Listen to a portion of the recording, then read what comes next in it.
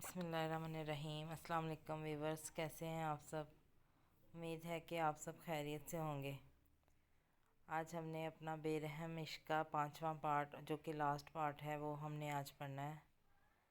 تو آپ نے میرے چینل کو یار سبسکرائب ضرور کریں، کومنٹ کریں اور زیادہ سے زیادہ شیئر کریں۔ اگر آپ کو میرا ناول اچھا لگے تو آپ نے مجھے کومنٹ کر کے بتانا ہے، اور آپ نے مجھے زیادہ سے زیادہ شیئر کرنا ہے اور سبسکرائب کرنا ہے۔ تو چلیں ہم اپنا ناول سٹارٹ کرتے ہیں۔ منو سختی کا عنصر گلا تھا۔ تمہارا مسئلہ کیا ہے آخر؟ کیوں ہر بار میرے راستے میں آ کر مجھے تنگ کرتے ہو؟ اب کے سارا دو بدو چلائی تھی۔ پہلی بات اپنی آواز دھیمی رکھو، اور دوسری بات اب کے مجھے تمیز سے مخاطب کرنا، ورنہ مجھ سے برا کوئی نہیں ہوگا، سمجھی تم؟ تمہیں کیا لگتا ہے کیا میں انجان ہوں؟ تم جب ایگزیبیشن میں آئی تھی تو تمہارے پاس کوئی نہ کوئی ہتھیار تھا، اسی وجہ سے وہ الارم بجے تھے۔ مگر بات پر غور یہاں کی جانی چاہیے کہ تم ایگزیبیشن میں ہتھیار کیوں لائی تھی؟ اب کہ وہ ایک دم اس کی جانب بڑھا تھا، چہرے کے تاثرات حد درجہ مختلف ہوئے تھے۔ میری بات سنو سارا، تمہیں اگر کسی بھی قسم کا شک ہے تو اس کو جڑ سے اکھاڑ کر پھینک دو، کیونکہ میں نہیں چاہتا کہ تمہیں ایک خراش بھی آئے۔ میری بات سمجھ رہی ہو نا تم؟ اس بار علی نے آخری فقرہ کہتے اسے بازوؤں سے تھاما، جبکہ آنکھیں براہ راست اس کی آنکھوں سے ٹکرائی تھی۔ یہ ایک دلدل ہے، اگر تم اس میں پھنس گئی تو یقین جانو اس سے باہر نہیں نکل پاؤ گی تم۔ میں نہیں جانتا کیوں، مگر میرا دل کہتا ہے کہ تم محفوظ رہو ہر ایک بلا سے۔ میں تمہیں کسی تکلیف کا حصہ بنتے نہیں دیکھ سکتا۔ کوشش کرنا اس مینشن میں دوبارہ مت آنا۔ یہاں اب تمہاری وہ دوست نہیں، پرانی دوست نہیں رہی ہے جو پہلے تھی، وہ اب زرار وجاہت کی ہمسفر بننے والی ہے، اور اس سے بڑھ کر تمہارے لیے محتاط رہنے کی کوئی اور وجہ نہیں ہو سکتی۔ سمجھ رہی ہو نا تم؟ میں کچھ سمجھی نہیں، کیا کہنا چاہتے ہو؟ کیا مجھے دھمکا رہے ہو؟ نہیں، میں تمہیں دھمکا نہیں رہا، میں صرف تمہیں محتاط رہنے کو کہہ رہا ہوں۔ اس سے قبل کہ وہ کچھ اور کہتا، اب کہ اس کے فون کی سکرین جگمگائی تھی۔ اس نے جو ہی موبائل جیب سے نکالتے آنکھوں کے سامنے کیا، وہاں زرار وجاہت کا نام واضح تھا۔ ہیلو جی سر، مجھ سے آ کر ملو علی، مجھے کل کے ایونٹ کے لیے تمہیں کچھ سمجھانا ہے۔ سر، کیا آپ پریس کانفرنس کے حوالے سے بات کر رہے ہیں؟ تو اس کا میں ساری ارینجمنٹ کر چکا ہوں۔ نہیں، میں اس کی نہیں، نکاح کی بات کر رہا ہوں۔ کل ظہر کے بعد میرا اور نور الحیا کا نکاح ہوگا، جس کے لیے تم مینشن میں تمام تر تیاریاں سنبھالو۔ جی سر، جیسا آپ کا حکم، میں سب کچھ دیکھ لیتا ہوں۔ کہتے ساتھ اس نے فون بند کرتے اب کے سارا کی جانب دیکھا تھا، جو سوالیہ نظروں سے اسے ہی دیکھ رہی تھی۔ کیا تمہارے سر میری دوست سے اس طرح جبراً نکاح کریں گے؟ یہ قانونی جرم ہے۔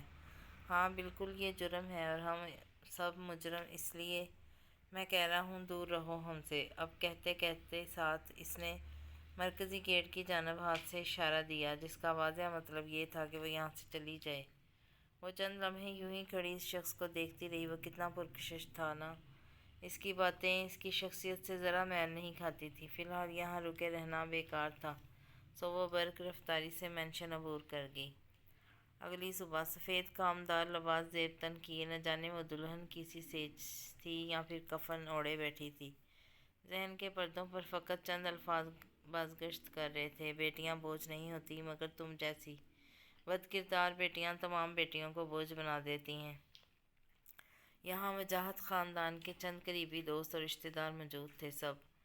وہ سفید شلوار قمیض پر لمبی چادر کندھوں پر ڈالے نکاح خواہ کے ساتھ اندر داخل ہوا تھا۔ سوشل ایریا مہمانوں سے بھرا ہوا تھا جب اس کی پہلی نگاہ مقابل بیٹھی صوفے پر اس 21 سالہ لڑکی پر ٹھہری۔ سر جھکائے وہ اپنی ہتھیلی کو تکتی، سفید لباس میں پری پیکر سی محسوس ہو رہی تھی۔ اس نے ایک نگاہ گہری فضا میں خارج کی، سست قدم اٹھاتے زرار وجاہت اس کے مقابل براجمان ہوا، جبکہ اس 21 سالہ لڑکی کو یوں محسوس ہو رہا تھا جیسے کاٹو تو بدن میں لہو نہیں۔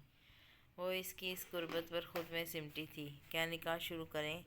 نکاح خواہ نے شاہجہاں کو مخاطب کیا تھا، جس پر انہوں نے فقط سر کو خم دیا۔ شاید وہ بھی ناراض تھے اس سے۔ نور الحیا بنت شاہ جہاں، آپ کا نکاح زرار وجاہت سے باعوض مہک مہر 20 تولہ سونا کیا جاتا ہے، کیا آپ کو قبول ہے؟ قبول ہے۔ ایک گہرا چشم پھوٹا تھا قسمت کی لکیروں کے ساتھ۔ کیا آپ کو قبول ہے؟ میں نہیں جانتا یہ کیا بول رہی ہے، میں نے کوئی وعدہ نہیں کیا اس سے کہیں یہ میرے ساتھ پرینک تو نہیں کر رہی۔ قبول ہے۔ ایک وزن تھا جو سینے میں اندر کہیں محسوس ہوا۔ کیا آپ کو قبول ہے؟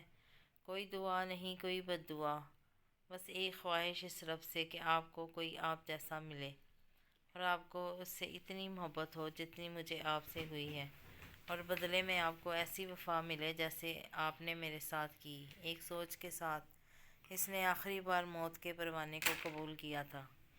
قبول ہے۔ آخری الفاظ موت کے پروانے پر دستخط۔ سکتے کے عالم میں بیٹھا اس کا وجود ہر حرکت سے عاری تھا۔ وہ درد اب سینے سے ہوتا گردن تک پہنچا تھا۔ مبارکباد کی صدائیں سماعتوں میں گونج رہی تھیں۔ ایک گہری ہچکی، کرب کی آخری حد، وہ صدا عرش تک پہنچی تھی۔ ہوش و خرد سے بیگانہ اس کی گردن پچھلی جانب ڈھلکی، وہ محسوس کر سکتی تھی اپنے وجود پر اس شخص کی گرفت۔ وہی سحر انگیز خوشبو، اپنے نام کی پکار، وہ محسوس تو کر سکتی تھی مگر کیا؟ ہاں وہ قید تھی ایک سونے کے پنجرے میں۔ ہاں وہ قید میں تھی اس شخص کی جس کے نام سے بھی وہ خوف محسوس کرتی تھی، اور اس قید کا ذمہ دار اس کا اپنا انتخاب کردہ شخص تھا۔ درد وابستگی گزار کے میں عہد وابستگی بھول گئی، یعنی تم وہ ہو واقعی حد ہے، میں تو سچ مچ سبھی کچھ بھول گئی۔ ہوش و خرد سے بیگانہ اس کا وجود اب کے زرار وجاہت کی مضبوط گرفت میں تھا۔ جبڑے باہم پیوست کیے کرتے اس نے سخت نظروں سے نور الحیا کو گھورا تھا، یوں کہ جیسے اس کا اس قدر کرب میں ہو کر ہوش کھونا اسے بے حد ناگوار گزرا ہو۔ اگلی نگاہ کچھ فاصلے پر تپی سی کھڑی آئنم شاہ پر ڈالی، بلا کے نفرت انگیز ان کے تاثرات کسی سے بھی مخفی نہ تھے۔ ہاں زرار کے اشارہ کرنے پر انہوں نے مصنوعی لہجہ اپناتے مہمانوں کو مخاطب کیا جو قریب قریب سے کھڑے نور الحیا کو جانکتے چہمگئیوں میں مصروف تھے۔ او مائی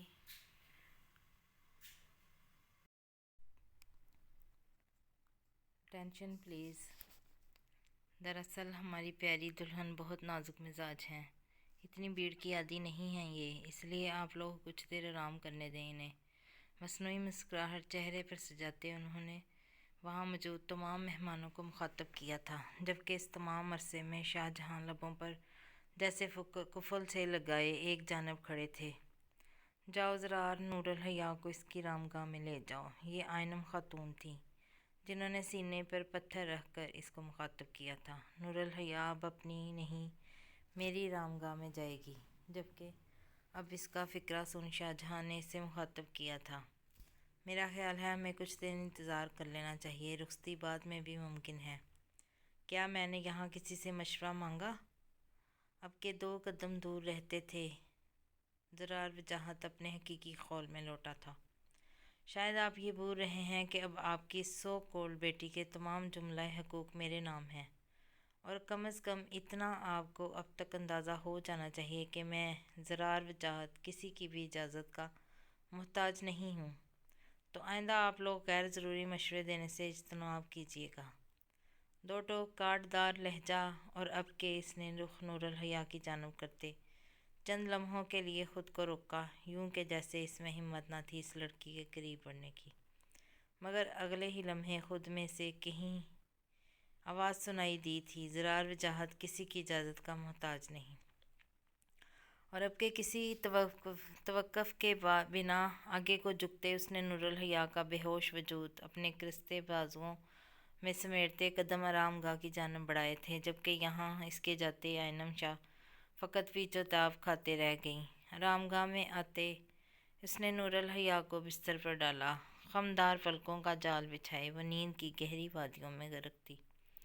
اپنی اصل پوزیشن میں آتے اس نے دائیں ہاتھ میں بندی ریسٹ واچ اتارتے اس 21 سالہ نور الحیا کو بے تاثر نظروں کے حصار میں لیا۔ کتنی معصوم تھی وہ! کیا وہ واجب المحبت نہ تھی؟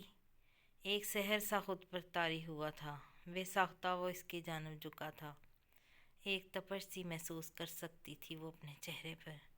वो कुछ और इसकी जानिब बढ़ा था। आह, आंखों के पट यकदम खोलते वो बावाज़ बुलंद चिल्लाई थी, इतना ऊंचा कि बेसाख्ता वो 32 साला ज़रार वजाहत अपनी जगह से 2 कदम पीछे की जाना पलटा।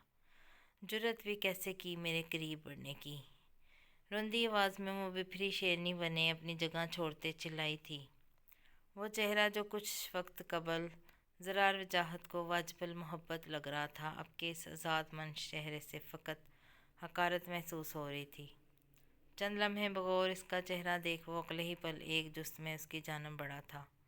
इसका बाजू अपनी गिरफ्त में लेते वो फंकारा था। ये गैर मुतब्बका अमल था जो ज़रार वजाहत की जानब से किया गया था। मुकाबल की इस हरकत पर वो एक गहरा सांस हल्क में खींच गई। मेरी जुर्रत की बात कम अज़ कम तुम आज के बाद मत करना लड़की, और एक बात इस जासिम को अपने दिमाग से निकाल कर जहन नशीन कर लो कि तुम्हारे तमाम जुमला हकूक़ बड़ी महफ़िल में और तुम्हारे सो कॉल्ड बॉब के सामने मैंने अपने नाम किए हैं, तो कम अज़ कम इतना जान लो कि मैं तुम्हारे लिए किसी की भी इजाज़त का पाबंद नहीं हूँ, चाहे वो फिर तुम खुद क्यों ना हो। वो जहर अंगेज़ फ़िक्रे इसकी समातों में उंडेलता गया, एक खोलते शीशे की तरह, जबकि वो ज़बत से आंखें मीच गई। मैं अभी कुछ वक़्त चाहती हूँ। आसूदगी से मनो हिम्मत करते मुजतमा करते वो गोया हुई थी, अंदाज में अब के इल्तिजा मलहूज़ थी। बस कुछ वक़्त इस रिश्ते को और आपको कबूल करने के लिए इंसानियत के नाते ही सही मेरी बात को समझने की कोशिश करें। कई आबे चश्म फूटते रुखसार पर फिसले थे। वो नमकीन मोती लम्हे भर के लिए इस 32 साला शख्स को मस्मराइज कर गए थे। बेसाख्ता इसका बाजू अपनी गिरफ्त से आज़ाद करते वो 2 कदम पीछे हटते खुद को कंपोज कर गया। हम ठीक है, मगर जितना जल्दी हो सके ख़ुद को और अपने दिमाग को तैयार कर लो इस रिश्ते के लिए, क्योंकि मैं किसी किस्म का कंप्राइसिस करना नहीं जानता। वही बेतासर स्याह फाम आँखें इससे कबल के नूरुल हया कुछ कहने के लिए लबवा करती, अब के इन दोनों की तवज्जो ज़रार के मोबाइल ने अपनी जानब खींची। उसने साइड टेबल से मोबाइल उठाते स्क्रीन पर नंबर देखा। वो अली था, मगर एक मखसूस नंबर से फ़ोन आ रहा था। मतलब क्या इसको टाउन जाना था? इस नंबर से अली फ़कत इस वक्त फ़ोन करता था जब ज़रार वजाहत को टाउन में पेशी देनी होती। बेसाख्ता इस 32 साला शख्स ने ज़बत से दांत पीसे। हेलो सर, मैं माजरत चाहता हूँ लेकिन आपका बुलावा आया है। मैं बस एग्ज़िबिशन के लिए निकल रहा हूँ। मैंने वहाँ कॉल कर दी है। वहाँ हमारे अलावा और कोई नहीं होगा। मैं पेंटिंग के लेकर टाउन पहुँचता हूँ, तब तक आप वहाँ पहुँच जाएं। क्या इस वक्त जाना ज़रूरी है? उसने दांत पीसते एक एक लफ्ज़ चबाते अदा किया था। जी सर, इस वक्त जाना ज़रूरी है। हमें वहाँ की कंडीशन चेंज करनी है क्योंकि आज रात की फ़्लाइट से कुछ पादरी वहाँ पहुँच रहे हैं और इससे पहले हमें तमाम इंतज़ामात संभालने होंगे जिसकी ज़िम्मेदारी आपकी है। ठीक है, मैं और तुम साथ एग्ज़िबिशन जाएंगे। वहाँ से पेंटिंग उठाते हम साथ ही टाउन पहुँचेंगे। कहते साथ इसने साइड टेबल से चाबियाँ उठाई थी। फ़ोन कान से हटाते वो लम्हे भर के लिए ठहरा। एक नज़र नूरुल हया पर डाली जो न जाने अपनी हथेलियों में कौन सी नादीदा शय तलाश कर रही थी। मेरी बात सुनो, मैं कुछ देर के लिए जा रहा हूँ, मगर एक बात याद रखना, मेरे आने तक तुम लिबास तब्दील नहीं करोगी। And this is my order, got it. हुक्मिया अंदाज में अपनी बात मुकम्मल करते हुए चंद लम्हों के तवक्कुफ़ के बाद आरामगाह अबूर कर गया, जबकि वो 21 साला नूरुल हया फ़कत अपनी किस्मत पर मातम कना थी। पिछले 2.5 घंटे से वजाहत मेंशन की गली के अगले पार एक नुक्कर पर खड़ी थी। स्टीयरिंग पर मजबूती से हाथ जमाए इसकी निगाहें वजाहत मेंशन के मरकज़ी इस लोहे के सलाखेदार दरवाजे पर टिकी थी। ज़रार वजाहत के इंतज़ार में कुछ देर पहले ही पहुँच चुका था जब काली गाड़ी से अपनी पुश्त टकाते इसने मोबाइल पर एक सोशल ऐप खोली थी जिसकी तीसरी पोस्ट पर वह मुस्कुराता चेहरा इसकी नज़रों के सामने लहराया। समुंदर के करीब खड़ी वो लड़की कोई और नहीं, सारा असफंदियार खान की थी। बेसाख्ता वो ठहरा था, लबों के किनारे अपने आप फैले, उंगली के पोरों की दो से इसने तस्वीर को जूम किया था, एक बार फिर और फिर। अब वक्त इसका चेहरा नुमाया था। इसकी मुस्कुराहट कितनी दिलकश थी, चमकदार आंखें, वो एक भरपूर हुस्न रखने वाली लड़की थी। दिल ने कहीं से सदा लगाते ख्वाहिशदार की थी, ये तुम्हारी दस्तरस में होनी चाहिए। ہاں یہ ممکن تھا، اس کی ویران زندگی میں آ کر سارا اسفندیار خان اس کی زندگی بھرپور کرنے کا ہنر رکھتی تھی۔ بے ساختہ دائیں ہاتھ کی دوسری انگلی اس نے اپنی لبوں پر پھیرتے آئندہ کا لاہ عمل تیار کیا تھا۔ وہ جانتا تھا اس کو کیسے منانا تھا، اور وہ جانتا تھا وہ اس کو کیسے مل سکتی تھی۔ یہ زیادہ مشکل نہ تھا، بس ایک بار محبت کا اظہار اور پھر وہ اس کی ہو سکتی تھی۔ اور اگر وہ نہ مانے تو لی جانتا تھا اس کو کیسے اپنانا تھا۔ بھرپور مسکراتے اس کی نگاہ سامنے سے آتے اس 32 سالہ شخص پر ٹھہری۔ جب اپنی کوٹ کا بٹن لگاتے اس نے سر کو خم دیا۔ گاڑی وجاہت مینشن سے باہر نکلی تھی۔ وہ جو اب تک انتظار میں تھی نور الحیا کے، اب کے وجاہت مینشن سے نکلتی اس کالی گاڑی کو دیکھ اس نے آنکھیں چھوٹی کی تھی۔ فرنٹ سیٹ پر وہ 32 سالہ شخص براجمان تھا پورے کروفر سے، جبکہ اسٹیئرنگ علی نے سنبھال رکھی تھی۔ وہ اتنا تو جانتی تھی کہ اب سے کچھ دیر قبل ہی ان دونوں کا نکاح ہوا تھا، مگر نکاح کے فوراً بعد وہ یو کے جا رہا تھا۔ یہ بات اس کو تشویش میں مبتلا کر گئی۔ جب زرار وجاہت کی گاڑی کے آگے نکلتے اس نے اپنی گاڑی خاصی سمجھداری سے ان کی گاڑی کے آگے پیچھے لگاتے، اب کہ یہ گاڑیاں ایگزیبیشن روڈ کی جانب جا رہی، جبکہ جیسے جیسے اس کے اندازے ٹھیک ہوتے جا رہے تھے ماتھے پر کئی شکنیں نمودار ہو رہی تھیں۔ وہ ایگزیبیشن کی ممبر تھی، لیکن اس کے پاس کسی بھی قسم کا نوٹیفیکیشن نہیں آیا تھا۔ تو یہ لوگ ایگزیبیشن میں کیسے جا رہے تھے؟ وہ جو فقط ان کو فالو کر رہی تھی تجسس کے ہاتھوں اس بات سے قدرے انجان تھی کہ خود موت کی کنویں میں چھلانگ مار رہی ہے۔ اس بات سے انجان کہ وہ موت کی کنویں میں چھلانگ مار رہی تھی۔ کچھ دیر کی مسافت طے کرتے وہ کالی سلور پلیٹڈ گاڑی ایگزیبیشن ہال کے باہر رکی تھی۔ آفتاب کے غروب ہوتے ہر سو اندھیری چھایا چھائی تھی۔ مقابل وہ دونوں نوجوان گاڑی سے اترتے اندر ایگزیبیشن ہال کی جانب بڑھے تھے۔ چند لمحے کے لیے اس کا دل مٹھی میں آیا تھا۔ ایک عجیب سا احساس تھا جیسے اس کو یہاں سے چلے جانا چاہیے، مگر تجسس کے ہاتھوں مجبور اس نے گاڑی کا دروازہ کھولتے پہلا قدم اپنی موت کی جانب بڑھایا۔ بعض اوقات ہماری ایک چھوٹی سی غلطی قیامت برپا کر دیتی ہے، اور یہی کچھ سارا اسفندیار خان کے ساتھ ہونے والا تھا۔ وہ قدم قدم بڑھاتی گئی اپنے موت کے قریب تر قریب۔ بہرحال کا منظر ایسا تھا کہ جیسے وہ بند ہو، مگر یہ صرف سارا ہی جانتی تھی کہ اس کے اندر دو لوگ موجود ہیں۔ ہمت کرتے اس نے مرکزی دروازے کی نوب گھمائی، اور عین اسی لمحے وہ بھاری لکڑی کا دروازہ کھلتا گیا۔ راہداری میں حد نگاہ تک فقط سناٹا تھا۔ قدم اٹھاتے اس نے راہداری عبور کی، جب نگاہ دائیں ہاتھ پر اپنے کمرے کی جانب اٹھی جہاں پتلی پیلی بتی دروازے سے چیرتے چھن کرتی روشنی پیدا کر رہی تھی۔ وہ لمحے بھر کے لیے ٹھہری، ایک گٹھلی حلق میں ابھر کر معدوم ہوئی تھی۔ دروازے کے قریب بڑھتے اس نے دایاں کان اس سے لگایا، مگر وہاں فقط خاموشی کا راج تھا۔ بیگ سے فون نکالتے اس نے ویڈیو ریکارڈنگ کھولی تھی، اور عین اسی لمحے دروازہ کھولتے ایک جست میں اندر داخل ہوئی۔ وہاں ان دونوں سمیت ایک اور شخص موجود تھا جو ہاتھ میں ایک لکڑی کی پینٹنگ لیے پر کچھ بنا رہا تھا۔ وہ بکرے کی شکل کی ایک پینٹنگ تھی جس میں ڈر انسانی تھا۔ وہاں سارا اسفندیار خان کو دیکھ وہ تینوں سکتے میں آئے تھے، مگر اگلے ہی لمحے وہ 32 سالہ شخص خود کو کمپوز کرتے ایک بلند و بانگ قہقہہ لگا گیا۔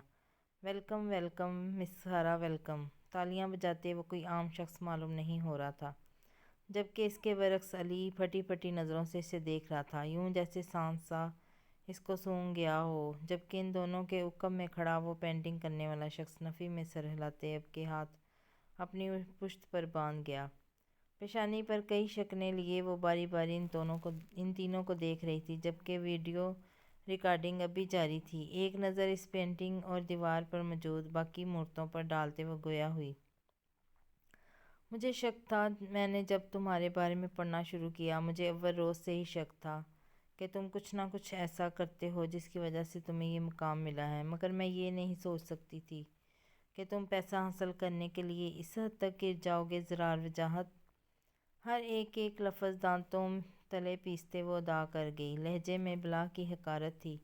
وہ حد تک آمیز لہجہ اس 32 سالہ شخص کو بخوبی محسوس ہوا تھا۔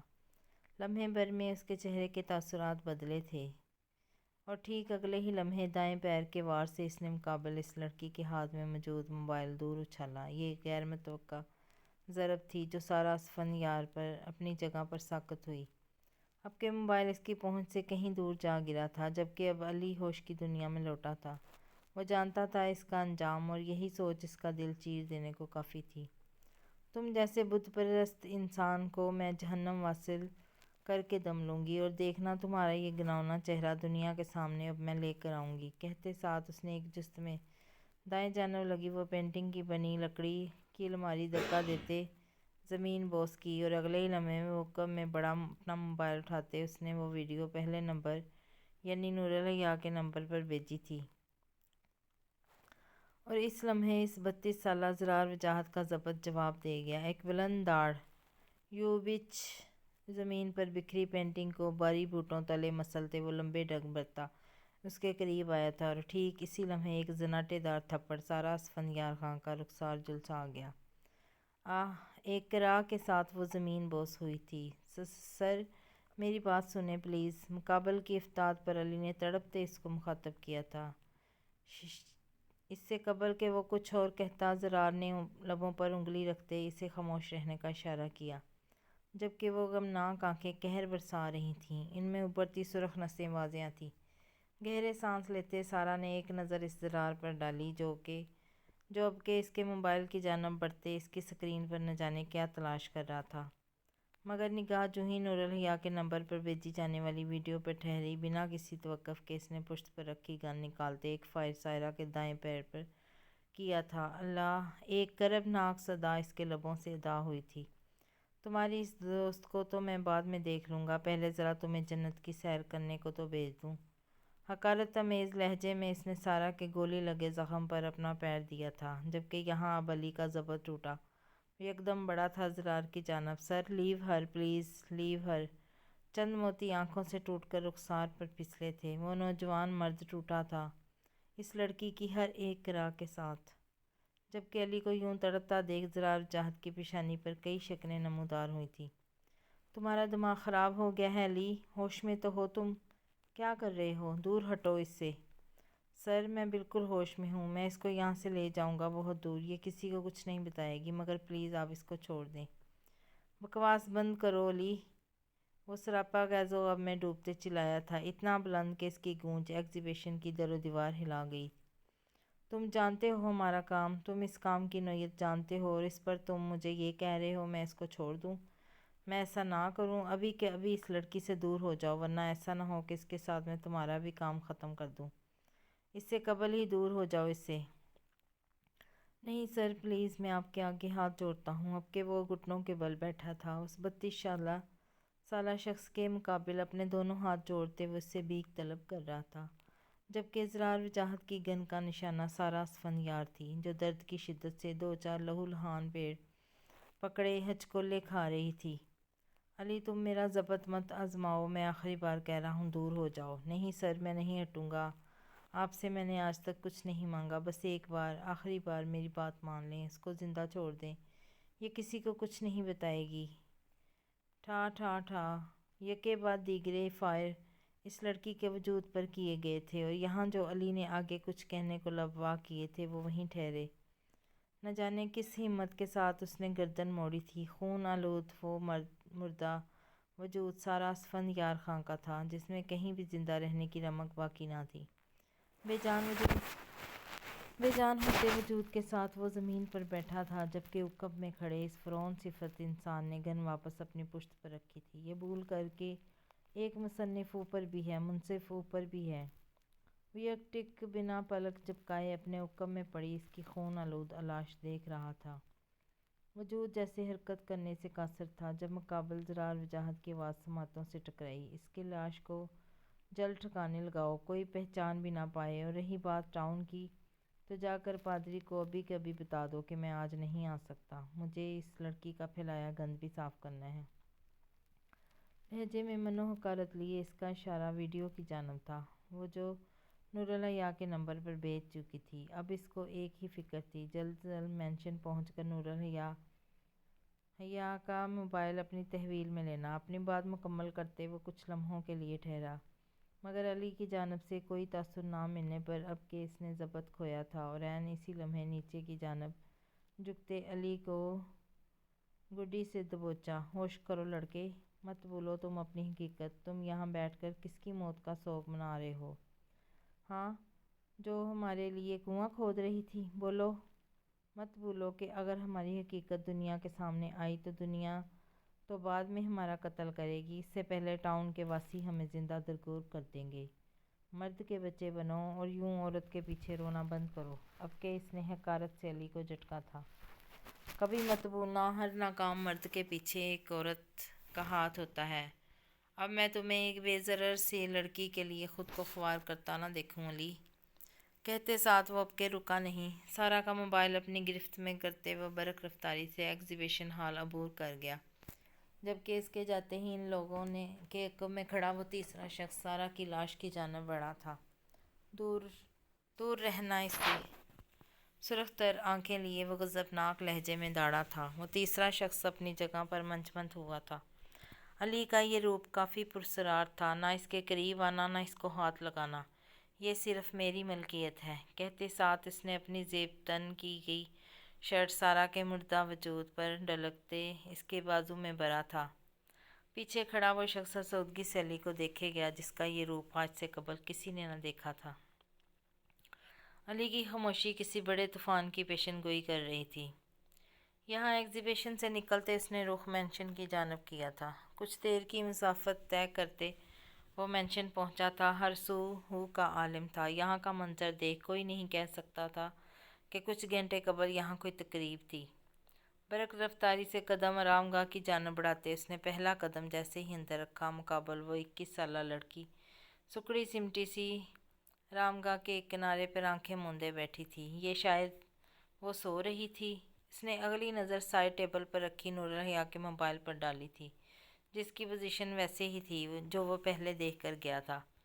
ایک گہری آہ فضا میں خارج کرتے اس نے موبائل اٹھاتے اپنی جیب میں رکھا، پھر آستینوں کے کف لنکس کھولتے مسلسل اس لڑکی کو اپنی نظروں کے حصار میں رکھے ہوئے تھا۔ ہاں وہ سو رہی تھی، مگر کیوں؟ شاید وہ اس کی شان کے خلاف تھا کہ اس کی موجودگی میں وہ کیسے اتنی پرسکون ہو کر سو سکتی تھی۔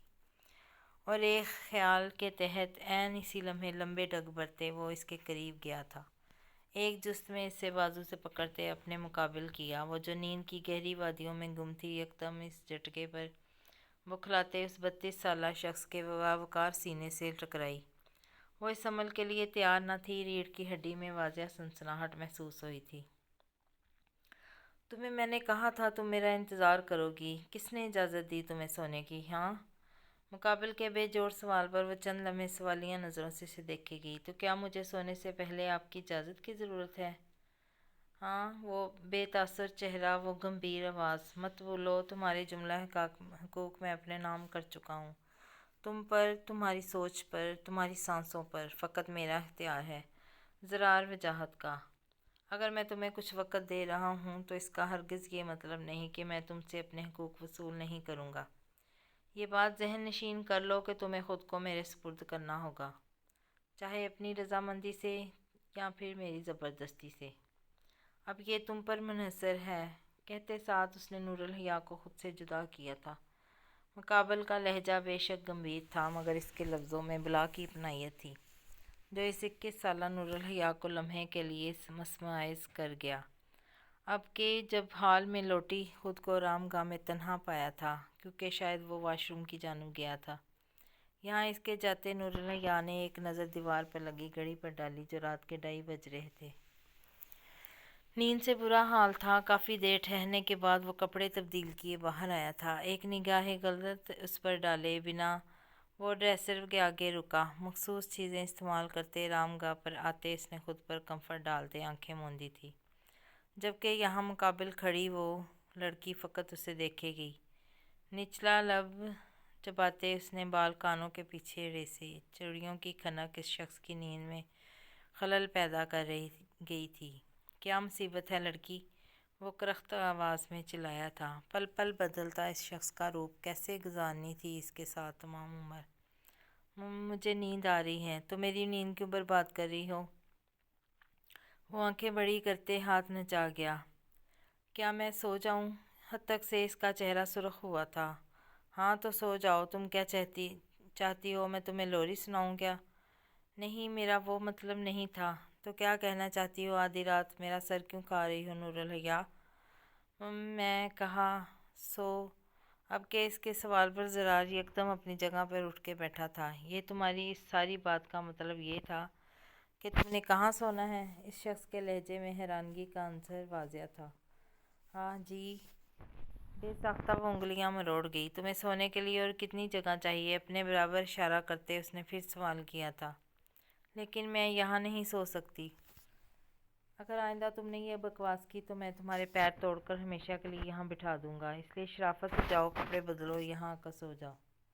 اور اب مجھے تمہاری آواز نہیں آنی چاہیے، ورنہ میں اپنے طریقے سے تمہاری آواز بند کر دوں گا، اور مجھے یقین ہے تمہیں وہ طریقہ بالکل پسند نہیں آئے گا۔ میں اپنے کپڑے لے کر آ جاؤں؟ کچھ لمحوں کے توقف کے بعد وہ پھر گویا ہوئی تھی، جبکہ اس 32 سالہ شخص کا دل کیا وہ اپنا سر دیوار میں پیٹ دے۔ یہاں سے قدم باہر نہیں نکالنا، سامنے جاؤ، میری الماری کھولو، اس میں سے میری شرٹ نکالو اور پہن کر یہاں سو جاؤ۔ اس کی اگلی بات پر حیا نے آنکھیں نچاتے تکیہ اٹھا کر صوفے پر پٹکا، سر پر پہنا دوپٹہ خود پر ڈالتے وہ صوفے پر دراز ہوئی تھی۔ یہاں وہ خاموشی سے اس کی ساری کارروائی دیکھے گیا تھا، مگر فی الحال خاموش رہا۔ اگلی صبح وجاہت مینشن پر کڑکڑاتی دھوپ لیے اتری تھی۔ زرار کی ہدایت پر اس کے لیے چند لباس ایک خانے میں لگا دیے گئے تھے، جن میں سے گہرا سمانی رنگ لباس زیب تن کر کے ہما رنگ شال اس نے ایک شانے پر سجائی، چند از مصنوعی سنگار کر کے وہ نیچے ڈائننگ ایریا کی جانب بڑھ رہی تھی۔ پچھلے 15 منٹ سے روزی 2 بار اس کا دروازہ کھٹکھٹا چکی تھی، کیونکہ نیچے زرار پہلے ہی جا چکا تھا۔ پہلا قدم جو ہی ڈائننگ ہال میں رکھا، آئنم شاہ ٹین جیسی نگاہ خود میں پیوست ہوتے محسوس ہوئی تھی، مگر وہ نظر انداز کرتے اپنی مخصوص نشست پر براجمان ہوئی۔ ایک طائرانہ نظر اس نے پورے ہال میں ڈالی تھی، شاید وہ شاہ جہاں کو ڈھونڈ رہی تھی جو صبح ہی جا چکے تھے۔ فی الحال ان تینوں کے علاوہ یہاں فقط ہاتھ باندھے نوکر ہی کھڑے تھے، وہ جو اب تک ناشتہ کرنے میں مصروف تھیں۔ اب کہ نور الحیا کے بیٹھنے پر ایک نفرت آمیز ٹھوکر کے ساتھ کانٹا پرے پٹخا، میرا ہو چکا بس، اور برداشت نہیں کر سکتی میں۔ تم زرار پریس سے فارغ ہو کر مجھے آفس میں ملو، جلد از جلد۔ جی موم، بہتر۔ آئنم شاہ جا چکی تھی جب بے ساختہ اس 32 سالہ شخص کی نگاہ اپنے عین حکم میں بیٹھی نور الحیا پر اٹھی، جو اسے ہی دیکھ رہی تھی۔ ان سوالیہ نظروں کو محسوس کرتے ہوئے گویا ہوا، کیا ہوا؟ کچھ کہنا چاہتی ہو؟ جی، مجھے پریس کے سامنے کیا کہنا ہوگا؟ کیا وہاں جانا ضروری ہے؟ مقابل کے سوال نے جیسے جلتی پر تیل چھڑکنے کا کام کیا تھا، جب وہ تنفر سے ہاتھ نچاتے گویا ہوا، تمہارا ہی پھیلایا کچرا سمیٹ رہا ہوں میں، یہ مت بھولو تم۔ اور وہاں اپنا منہ بند رکھنا، جتنا سوال تم سے کیا جائے تم صرف اس کا جواب دو گی، سمجھداری سے۔ ویسے تو میں کوشش کروں گا تم سے کوئی بات نہ ہو، اور اگر ہو بھی تو سمجھداری سے جواب دینا۔ تم اب میری بیوی ہو، اس بات کو مد نظر رکھتے ہوئے۔ باہر گاڑی میں انتظار کر رہا ہوں کہتے ساتھ وہ رکا نہیں، جبکہ یہاں اب چند لمحے لگے تھے اسے خود کو کمپوز کرنے میں۔ یہ عذاب ساری زندگی کا تھا۔ چند سال قبل اسکول یونیفارم میں ملبوس، سلیقے سے بال بنائے وہ ویڈیو گیم کھیلنے میں مصروف تھا، جبکہ اس کے ساتھ بیٹھی ملازمہ پھل کے ٹکڑے کانٹے کی مدد سے اس کے منہ میں رکھتی جاتی۔ ہیل کی چٹختی کی آواز سن وہاں کے ملازمین چوکنا ہوئے تھے۔ جب اپنی پوری آب و تاب سمیٹے وہ اندر داخل ہوئی تھی، ان کے ساتھ وہی نوجوان تھا۔ شاہ جہاں، ہے ہنی، کب آئے تم؟ یہ یکدم اس بچے کو گلے لگایا تھا، جبکہ وہ اب بھی بالکل ویسے ہی بے تاثر سا گیم کھیلنے میں مصروف تھا۔ یہاں دیکھو میری جان، میری طرف، مجھے تمہیں کسی سے ملوانا ہے۔ ان کے مخاطب کرنے پر اس بچے نے نگاہ اٹھاتے مقابل بیٹھے شخص کو دیکھا تھا، جو مصنوعی مسکراہٹ چہرے پر سجائے اس کی جانب متوجہ تھے۔ کون ہے یہ انکل جو زبردستی ہنسنے کی کوشش کر رہے ہیں؟ بچے کے فکرے پہ جہاں ان کی مسکراہٹ سمٹی تھی، وہاں ساتھ بیٹھی عورت یکدم چونکی۔ ایسے نہیں بولتے، دراصل یہ انکل آپ سے فرینڈ شپ کرنا چاہتے ہیں۔ ہاں بالکل، کیا تم میرے دوست بنو گے بیٹا؟ نہیں، بالکل نہیں، میں اتنے بڑے دوست نہیں بناتا، اور میرے دوست اسکول میں موجود ہیں، میں ان کو دوست نہیں بنانا چاہتا۔ وہ ایک بار پھر مقابل بیٹھے اس شخص کی بے عزتی کر گیا، جس پر اب کے بار انہوں نے ترچھی ہو کے رخ پلٹا تھا۔ ایسی بات نہیں ہے، یہ تمہارے دوست بن سکتے ہیں، تم کوشش تو کرو۔ میں نے کہا مجھے ان کو اپنا دوست نہیں بنانا، ان کی شکل مجھے ذرا اچھی نہیں لگی۔ کتنا بدتمیز بچہ ہے یہ شخص۔ یہ وہ شخص اب کے ضبط کھوتے کھڑا ہوا تھا۔ ارے روکیں، ایسا نہیں ہے، یہ دراصل ابھی اسکول سے آیا ہے، اس لیے اس کا موڈ خراب ہے۔ چلو انکل کو سوری کہو۔ اب کہ وہ عورت اس کو بازو سے جھنجھوڑتی گویا ہوئی تھی۔ میں بالکل ایسا نہیں کہوں گا کیونکہ یہ انکل اچھے نہیں ہیں، میں کہہ رہی ہوں معافی مانگو ان سے۔ میں نے کہا میں نہیں مانگوں گا، اور اس بار وہ اپنا ہاتھ چھڑا کے اوپر کی جانب بھاگا تھا۔ پہلے اپنے بیٹے کو تمیز سکھانا اور پھر میرا تعارف کرانا، کیونکہ میں جانتا ہوں جب اس کو میری اور تمہاری اصلیت کا پتہ لگے گا تو یہ مجھے یہاں برداشت نہیں کرے گا۔ اور وہ شخص پیچو تاب کھاتے ٹھہرا نہیں تھا۔ حال یہ منظر پریس کلب کا تھا، جہاں متعدد کیمروں صحافیوں کے مقابل بیٹھے ہوئے شخص سب کے تیار تھے۔ مسٹر زرار، جیسا کہ ہم سب جانتے ہیں کہ پچھلے روز ایک ویڈیو وائرل ہوئی تھی جو کہ مس نور الحیا شاہ کی تھی۔ سر، جیسا کہ ہم سب جانتے ہیں، آپ اس بارے میں کیا کہنا چاہیں گے؟ سب سے پہلے تو میں یہ کہوں گا کہ یہ مس نور الحیا شاہ نہیں بلکہ مسز زرار وجاہت ہیں، اور اب میں امید کرتا ہوں یہاں ان کے متعلق جو بھی بات ہوگی وہ احترام کے دائرے میں رہ کر ہوگی۔ زرار وجاہت کے فقرے پر وہاں موجود ہر ایک شخص خاصا حیران ہوا تھا۔ آخر کو the great businessman Zarar Wajahat industry کا مالک شادی کر چکا تھا، اور یہ بات اب تک میڈیا کی نظر نہیں ہوئی تھی۔ رہی بات ویڈیو کی، تو ہاں وہ ویڈیو سچی ہے، مگر جو کچھ اس ویڈیو میں ہوا ہے وہ فقط ایک سازش تھی جو میرے مخالفین نے میرے خلاف کی ہے۔ سر، تو آپ کہنا چاہتے ہیں کہ آپ کی مسز نے آپ کے مخالفین کے ساتھ مل کے آپ کے خلاف سازش کی ہے؟ یہ سوال ایک اور صحافی کی جانب سے آیا تھا، جس پر بے ساختہ اس نے سختی سے جبڑے بھینچے۔ نظر سامنے اٹھی، وہاں سے علی آ رہا تھا، مکمل سیاہ لباس میں، سرخ آنکھیں لیے وہ عین اس کے حکم میں آ کر ہاتھ باندھے کھڑا ہوا اپنے مخصوص انداز میں۔ چند لمحوں کی توقف کے بعد اب کہ پھر سے وہ 32 سالہ شخص گویا ہوا تھا۔ آپ میری بات کو ذرا غور سے سمجھنے کی کوشش کیجئے صاحب۔ زرار وجاہت کا وہ بلا کا پراسرار لہجہ۔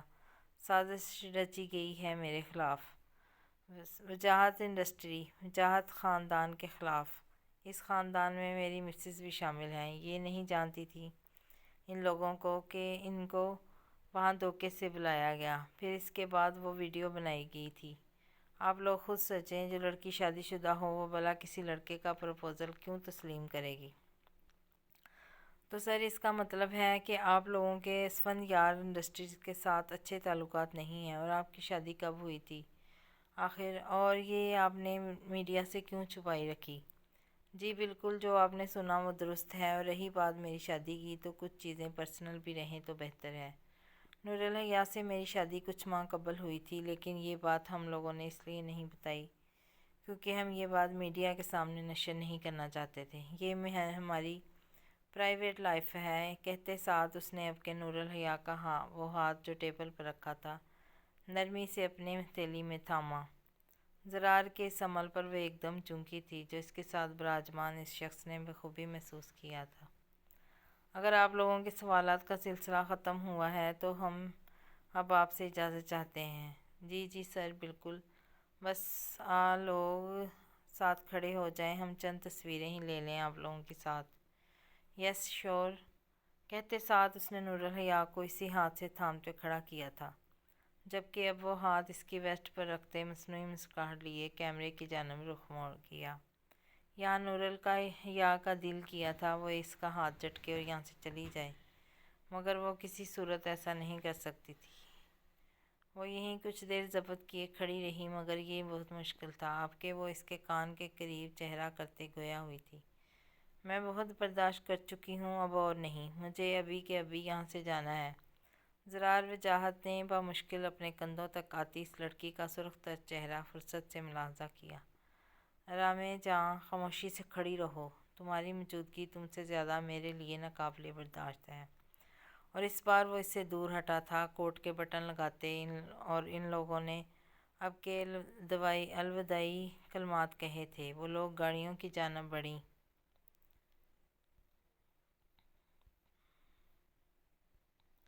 پچھلی رات خون آلود اس کا بے جان وجود اپنے کرستی بازوؤں میں بھرے ہوئے ایک خالی میدان میں داخل ہوا تھا۔ رات کے پہر یہ گنجان علاقہ ہو کا سا منظر پیش کر رہا تھا۔ بے تاثر چہرہ لیے وہ سر کو خم دے کر قدم بڑھاتے جا رہا تھا اپنی مخصوص منزل پر پہنچتے۔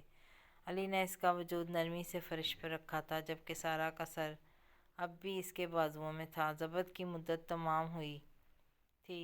یکے بعد دیگرے آبِ چشم اس شخص کی آنکھوں سے پھوٹتے سارا کے بالوں میں جذب ہوتے جا رہے تھے۔ I'm so sorry۔ میں تمہیں نہیں بچا سکا۔ میں کتنا بزدل ہوں، کتنا بزدل۔ وہ باقاعدہ ہچکیاں لے رہا تھا۔ اگر کوئی اس وقت علی کا یہ روپ دیکھتا تو کوئی نہیں کہہ سکتا تھا اس شخص کی کتنی دہشت ہے۔ وہ قابل رحم حالت میں تھا۔ وقت بیتتا گیا مگر وہاں آنسو تھمنے سے انکاری تھے۔ خود پر قدرے قابو کرتے اس نے جیب سے فون نکالتے ایک مخصوص نمبر ملایا۔ مطلوبہ ہدایت فون پر دیتے اس نے ایک بار پھر سارا کو خود میں بھینچا تھا۔ کچھ دیر اندھیرے میں گاڑی کی ہیڈ لائٹس نے جو ہی اس کی آنکھوں پر روشنی ڈالی وہ ہوش کی دنیا میں لوٹا تھا۔ اس گاڑی سے دو لوگ اترے تھے، عمر رسیدہ سی خاتون، ساتھ ان کا بالغ بیٹا۔ اس عورت نے قریب آتے علی کے کندھے پر ہاتھ دیا تھا اور اب کے بار وہ پھر ضبط کھوتے پھوٹ پھوٹ کر رو دیا تھا۔ پار کھڑے اس لڑکے نے آگے بڑھتے علی کو قابو کیا تھا، جبکہ اس عورت نے سارا کا سر اپنی گود میں لیا تھا۔ سارا کی آخری رسومات ادا کرتے ان لوگوں نے مولوی کی رہنمائی میں تدفین کی تھی۔ آخری مٹھی پر مٹی اس کی قبر پر ڈالتے علی کے چہرے کے تاثرات خطرناک حد تک سنجیدہ ہوئے تھے۔ شاید وہ ساتھ ایک عہد کر رہا تھا، شاید ایک آخری انتقامی عہد۔ حال یہاں اسفندیار خان کے گھر میں ایک ہنگامہ سا برپا تھا کہ کئی گھنٹوں سے سارا کا کوئی نام و نشان نہ تھا۔ جاسم اور اسفندیار خان کئی دوستوں اور رشتہ داروں کے ساتھ شہر کے تمام ہسپتال، ہوٹلز اور تھانے چھان چکے تھے، مگر اب تک سارا کی کوئی خبر نہ تھی۔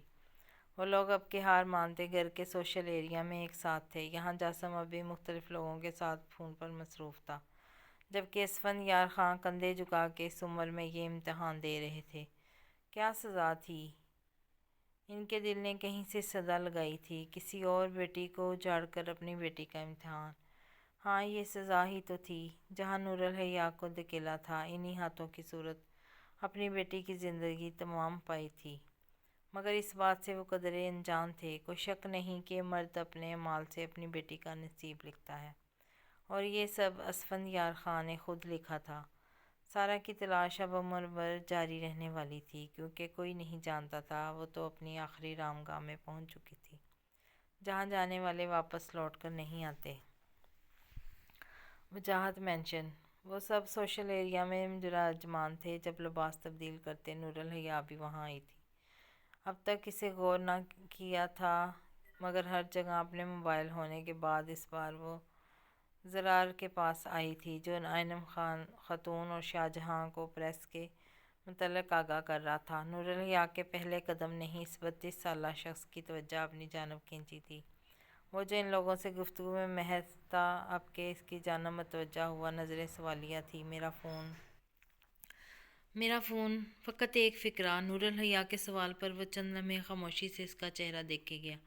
یہ ایک عجیب عمل تھا جو وہ ہر بار اس کے ساتھ کرتا تھا، جس کے باعث وہ خود اعتمادی کھوتی جا رہی تھی۔ اس بار ٹانگ پر ٹانگ چڑھاتے اس نے دونوں بازو صوفے پہ پھیلائے اور مکمل اس کی جانب متوجہ تھا۔ تمہیں بھلا فون کی کیا ضرورت ہے؟ میں سمجھی نہیں آپ کیا کہنا چاہتے ہیں۔ بہت آسان لفظوں میں سیدھی بات کی ہے میں نے، اور اگر نہیں سمجھ آئی تو چلو دوبارہ دہرا دیتا ہوں۔ تمہیں فون کی کیا ضرورت ہے لڑکی؟ زرار وجاہت کے لہجے پر شاہجہاں نے مخفی ہوتے رخ پلٹا تھا۔ وہ فون میرا ہے اور میں کسی کو جواب دہ نہیں ہوں۔ ہاں ہو تم جواب دہ، کیونکہ تم میری ہو، تم پر میرا حق ہے۔ تم مجھے ہر ایک بات کی جواب دہ ہو، 100 بار، 1000 بار، جتنی بار میں پوچھوں اتنی بار تم مجھے جواب دہ ہو۔ یہ زرار وجاہت تھا، حد تک آمیز لہجہ۔ مقابل اس 21 سالہ نور الحیا کی سماعتوں میں اتارتا مقابلہ۔ وہ چند لمحے سانس روک کے اس سنگ دل شخص کو دیکھے گی، مگر ہمت مجتمع کرتے گویا ہوئی، ہاں ہوں میں آپ کی بیوی، اور اس سے بڑی بدقسمتی میرے لیے اور کیا ہو سکتی ہے؟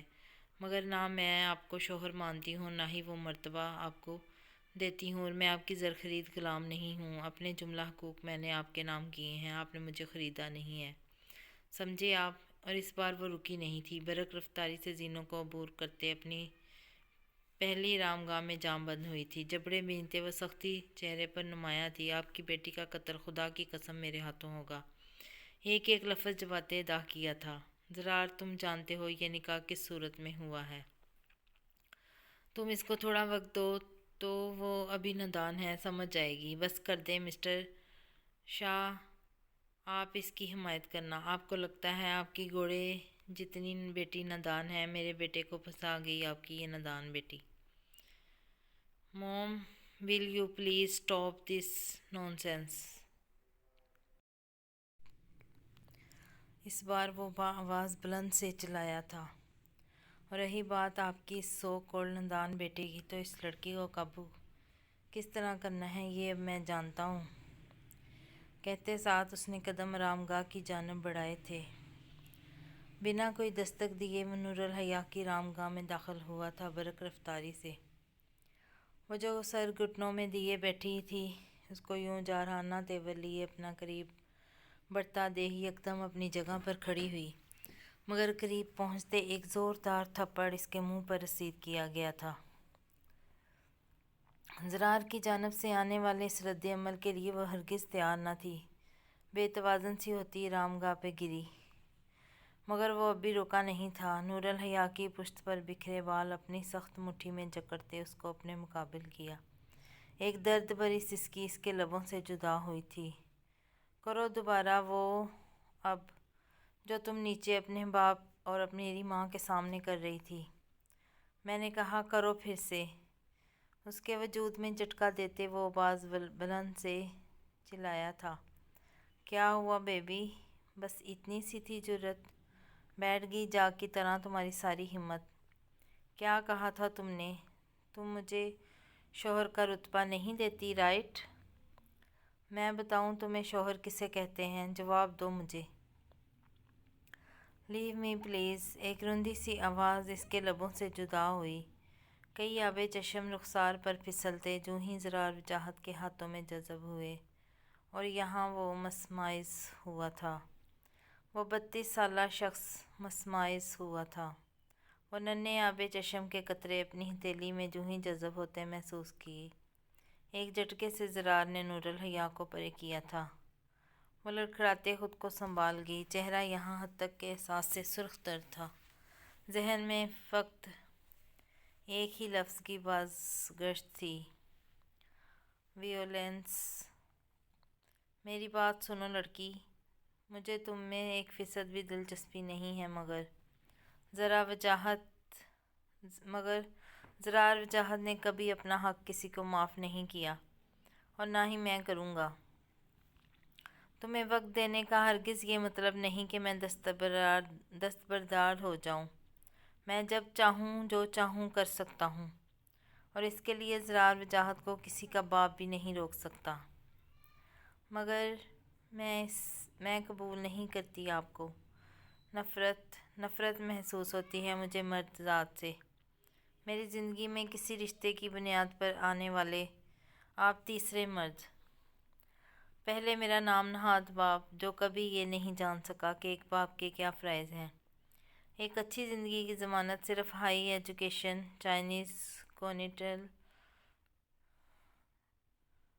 کھانے، 5 اسٹار ہوٹلنگ، بنگلہ، گاڑی، نوکر نہیں ہوتے۔ میری نظر میں وہ احمق ہے وہ لوگ جو کہتے ہیں کہ ایک اچھی زندگی گزارنے کے لیے ان تمام چیزوں کی ضرورت ہوتی ہے۔ میرا دل کرتا ہے میں ان کے پاس جاؤں اور پوچھوں ان سے کہ اگر ان کو یہ تمام چیزیں دے دی جائیں اور ان سے تمام رشتے لے لیے جائیں، تو وہ ان چیزوں کے سہارے کب تک ایک اچھی زندگی گزار سکتے ہیں؟ دوسرا وہ شخص جو میری دل کی دنیا تہس نہس کر کے خدا جانے کہاں جہنم واصل ہو گیا۔ اور تیسرے آپ، جو ایک سو کالڈ رشتے میں بندھنے کے بعد یہ سمجھ بیٹھے ہیں کہ آپ نے میرے جملہ حقوق کا آپ نے نام نہیں کیے، بلکہ یوں جیسے میری سانسیں خدا سے خرید لی ہیں۔ وہ اب کی بار خاموش ہوئی تھی، ویران آنکھیں مقابل انصاف فام بے تاثر آنکھوں میں ڈالی، اور پھر ایک طویل ہچکی وہ کئی ضبط کے ساتھ اس 32 سالہ شخص کی جانب بڑھی۔ جسم پر دسترس تو وہ درندے بھی حاصل کر لیتے ہیں۔ مرد کی شان یہ ہے کہ جب کوئی عورت چاہے اس کی شریک حیات اس کے ساتھ رہے تو ایک تحفظ سا محسوس کرے اس مرد کی موجودگی میں۔ رہی بات آپ کے چاہنے کی تو اتنا جان لیں آپ کے چاہنے سے آپ کچھ نہیں چاہ سکتے جب تک میرا رب نہ چاہے۔ میرے لیے آپ ایک امتحان ہیں اور میں جانتی ہوں یہ امتحان بہت سخت ہوگا، مگر میں بہت جلد اس سے بھی گزر جاؤں گی۔ وہ جو اب تک خاموشی اور سنجیدگی سے اس کی بات سن رہا تھا، اس بار اس کا یقین اپنے رب پر دیکھ ایک چنگاری سی اس کے وجود میں لگی تھی، یوں کہ جیسے اس کا وجود جھلسنے لگا انگاروں پر۔ کوئی للکار رہا تھا اس کی طاقت کو۔ وہ جو خود کو معتبر جانتا تھا، تمام لوگوں میں مقابل کھڑی وہ معمولی لڑکی اس پر انگلی اٹھا گئی تھی۔ یہ شیطان کو پوجنے والے دعویٰ کرتے ہیں کہ یہ لوگ عام لوگوں سے معتبر ہیں، کیونکہ ان کے پاس وہ قبالہ جادو کے نسخے ہیں جو عام انسان کی سمجھ سے کچھ کر بالا تر ہیں۔ اچھا، واقعی تمہارا رب تمہیں امتحان میں ڈال رہا ہے اور تمہیں ایسا لگتا ہے جب تک وہ نہیں چاہے گا میں تمہارا کچھ نہیں بگاڑ سکتا۔ ایک طنزیہ ہنسی مسکراہٹ لبوں پر سجائے وہ شوخ انداز میں اس سے سوال کرتے قدم قدم اس کی جانب بڑھا۔ ہاں بالکل، جو میرے نصیب میں لکھا ہوگا میرے ساتھ وہی ہوگا، اور ایسا نہیں کہ نصیب کا لکھا ہی سب کچھ ہوتا ہے۔ دعائیں تقدیر کو بدلنے کے لیے بنائی گئی ہیں۔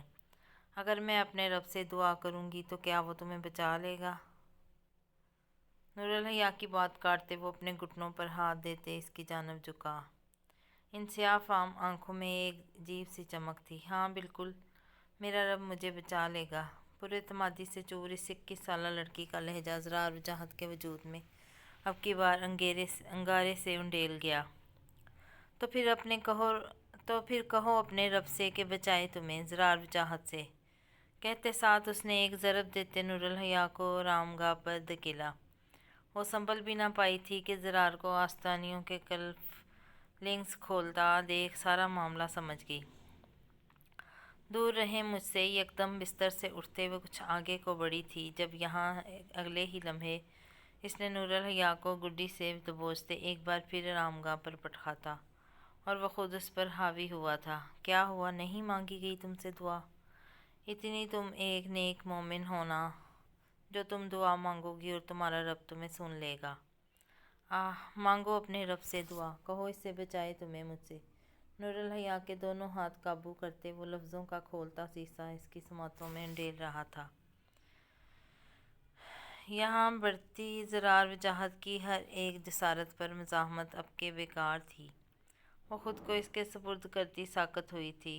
بظاہر وہ وقت کا طاقتور قابض تھا اس 21 سالہ لڑکی پر، کیونکہ وہ بھول چکا تھا کہ جب نکلتی ہے تو عرش تک جاتی ہے۔ اگلی جانب یہاں وہ تمام تر کوششیں کر چکے تھے مگر سارا کا کوئی نام و نشان نہیں مل پا رہا تھا۔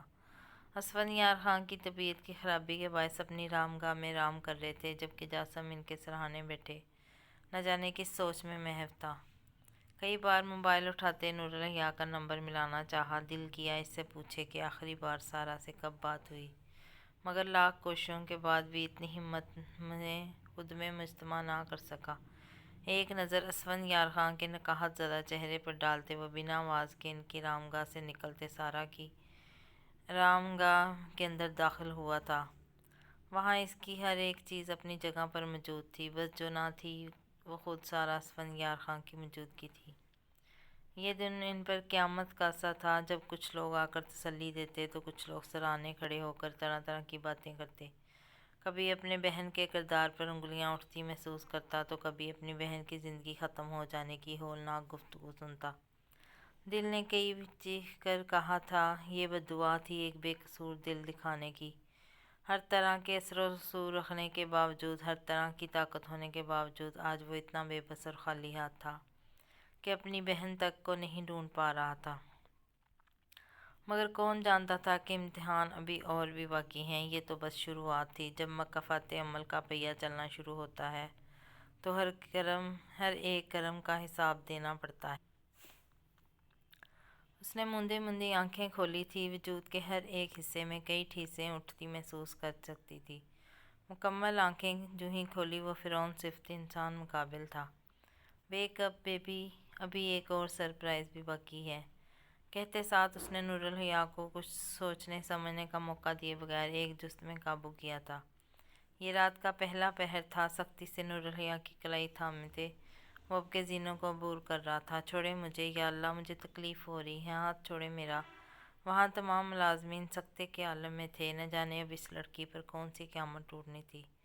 لب باہم پیوست کیے، اس کی ہر ایک صدا سرے سے نظر انداز کیے، زرار اسے لیے شاہ جہاں کے کمرے میں داخل ہوا تھا۔ لمحوں کا کھیل تھا، خود قدم روکتے اس نے بے دردی سے نور الحیا کی کلائی پر جھٹکتے فرش کی جانب دھکیلا تھا۔ آہ! ایک کراہ کے ساتھ وہ منہ کے بل شاہ جہاں کے قدموں میں گری تھی۔ کئی آب چشم ذلت کے باعث رخسار پر پھیسلے تھے۔ یہ سب کیا ہے زرار؟ شاہ جہاں نے اس کو تھامتے کھڑا کیا تھا۔ پوچھیں آپ اس کریکٹر لیس لڑکی بیٹی سے کہ رات کی تاریکی میں یہ کہاں بھاگ رہی تھی۔ تنے نقوش زہر خن لہجہ وہ حسن کا دیوتا قہر برساتے بھی سحر انگیز سا تھا۔ وٹ! نور الحیا اب کے شاہ جہاں نے اسے جھنجھوڑا تھا۔ نہیں ڈیڈ، یہ جو جھوٹ بول رہے ہیں۔ اس سے قبل کہ وہ کچھ اور کہنے کے لیے لب وا کرتی، شٹ اپ یو بچ! آئنم شاہ نے قریب بڑھتے اس کا رخ اپنی جانب موڑا تھا، اور ٹھیک اسی لمحے ایک زناٹے دار تھپڑ نے اس کے حواس معطل کیے تھے۔ توازن برقرار نہ رکھتے وہ حکم میں کھڑے زرار وجاہت کا سہارا لے گئی، جبکہ وہ خود اب محفوظ سا ہوتے مسکرا رہا تھا۔ وہ تھپڑ اس قدر شدت زدہ تھا کہ وہ اپنا توازن برقرار نہ رکھ سکی۔ لڑکھڑاتے اپنے حکم میں کھڑے اس شخص کا سہارا لے گئی، جو اب کی بار محفوظ ہوتے پرسکون سا مسکرایا تھا۔ ایک گہرے کرب کو پیتے نور الحیا نے آنکھیں کھولتے اس شخص کی جانب دیکھا تھا جو اب کے نور الحیا کی جانب ہی متوجہ تھا۔ آئنم، ہوش کے ناخن لو! شاہ جہاں نے ان کو باقاعدہ جھڑکا تھا، مگر یہاں آئنم خاتون کی آنکھوں میں گویا خون سوار تھا۔ وہ تو پہلے ہی اس نگاہ کے باعث نگاروں پر لوٹ رہی تھی، اور اب یہ بات! ہوش کے ناخن میں لوں؟ شاہ جہاں، ہوش تم کرو، دیکھو تمہاری بیٹی کیا کچھ کر رہی ہے اپنے بیٹے، اپنے پورے خاندان کے خلاف جا کر۔ اس دن میں نے تم سے شادی کی تھی، تمہیں کیا کچھ نہیں دیا میں نے؟ یہ گھر، یہ بزنس، یہ شان و شوکت، یہ روپیہ پیسہ سب تمہیں میری وجہ سے ملا ہے، اور تمہاری اس بیٹی کو بھی یہ عیش و آرام کی زندگی، اور آج تمہاری بیٹی نے میرے بیٹے کو ہی پھنسا کر اس سے شادی کر لی۔ بلڈی وچ! میرا دل کرتا ہے میں اس کے ٹکڑے کر کے باہر کتوں کے آگے ڈال دوں، اتنی نفرت ہے مجھے تمہاری اس بیٹی سے۔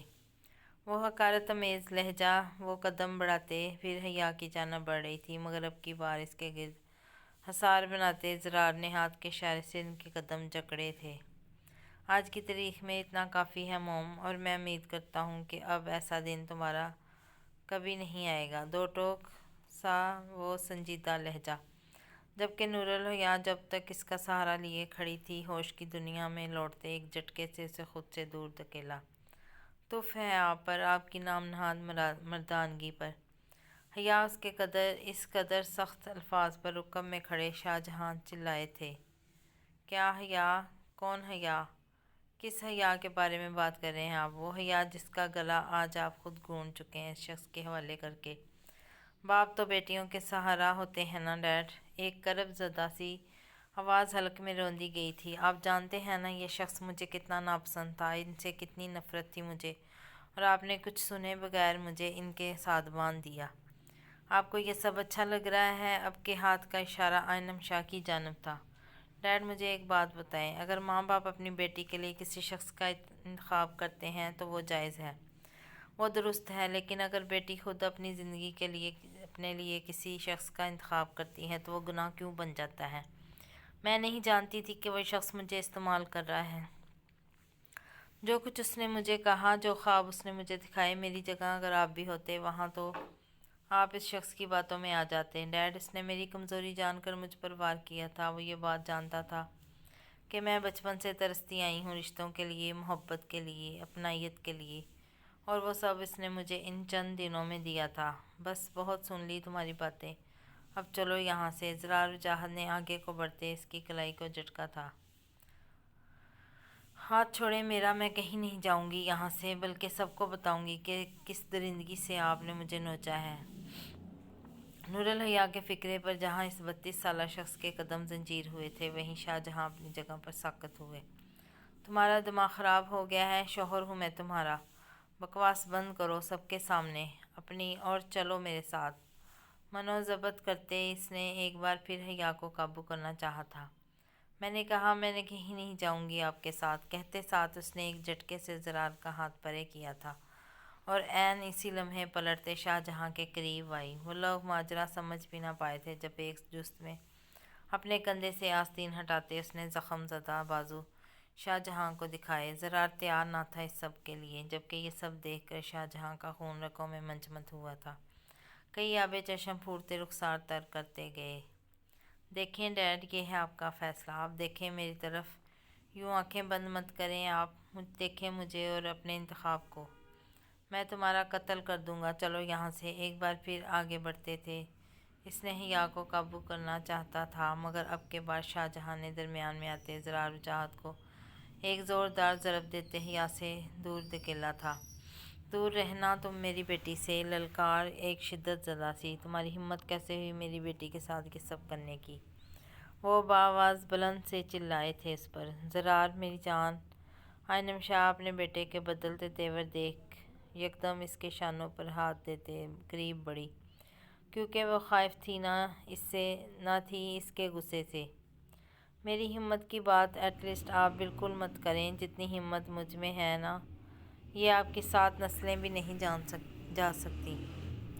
اور یہ پہلی اور آخری بار تھا جو آپ میرے اور نور الحیا کے درمیان آئے ہیں، اب کی بار یہ غلطی دوبارہ مت کیجیے گا۔ تنبیہی انداز میں وارن کرتے وہ حیا کی جانب بڑھا تھا۔ تمہیں تو میں ٹھیک کرتا ہوں لڑکی، تم سمجھ کیا لیا ہے زرار وجاہت کو، کہتے ساتھ اس نے پھر حیا کی کلائی تھامنی چاہی، مگر جہان نے اسے پھر دھکیلا، اور اس بار وہ خود نور الحیا کے سامنے دیوار۔